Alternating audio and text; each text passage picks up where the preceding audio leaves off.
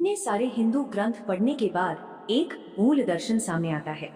तो इन सब प्राचीन ग्रंथों में वो एक मौलिक सच आखिर है क्या? असल में ये सिर्फ 3 आइडियाज हैं जो हमारे ब्रह्मांड को समझाते हैं। तो चलिए पहले सच को समझते हैं कि हमारी दुनिया में सब कुछ रिलेटिव है। मतलब किसी भी चीज का अपने आप में कोई मतलब नहीं होता, उसका मतलब किसी और चीज के मुकाबले में ही बनता है। जैसे गर्म का एहसास ठंडे की वजह से है और सुख का एहसास दुख की वजह से। और ये डुअलिटी सिर्फ चीजों पर नहीं, हमारी भावनाओं और विचारों पर भी लागू होती है। और मजे की बात यह है कि आज की फिजिक्स भी क्वांटम लेवल पर यही बात कहती है। हिंदू ग्रंथ एक परम सत्य की बात करते हैं जो इस रिलेटिविटी से बिल्कुल परे है।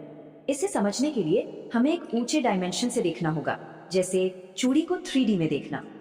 अब आता है दूसरा सच कि ये पूरा ब्रह्मांड एक दूसरे से गहराई से जुड़ा हुआ है। ये सिर्फ अलग अलग चीजों का ढेर नहीं, बल्कि आपस में जुड़े कामों यानी कर्मों का एक जाल है।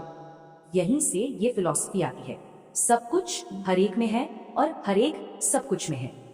प्राचीन ग्रंथों में इसे इंद्र जाल कहा गया है, जो अनंत जुड़ाव का एक बेहतरीन उदाहरण है। इसका मतलब है कि ब्रह्मांड का कोई एक सेंटर नहीं है, हर एक पॉइंट ही अपने आप में सेंटर है। और तीसरा सच एक बड़े पैराडॉक्स की बात करता है कि केओस से ऑर्डर कैसे बनता है। देखिए, बड़े स्केल पर दुनिया व्यवस्थित लगती है, पर क्वांटम लेवल पर यह पूरी तरह रैंडम है। तो ये कैसे होता है? असल में करोड़ों रैंडम इवेंट्स मिलकर स्टैटिस्टिकली एक ऑर्डर बनाते हैं।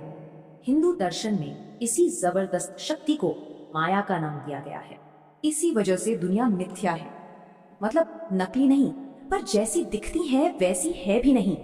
जैसा कि महान दार्शनिक आदि शंकराचार्य ने कहा था, ब्रह्म सत्यम जगन मिथ्या।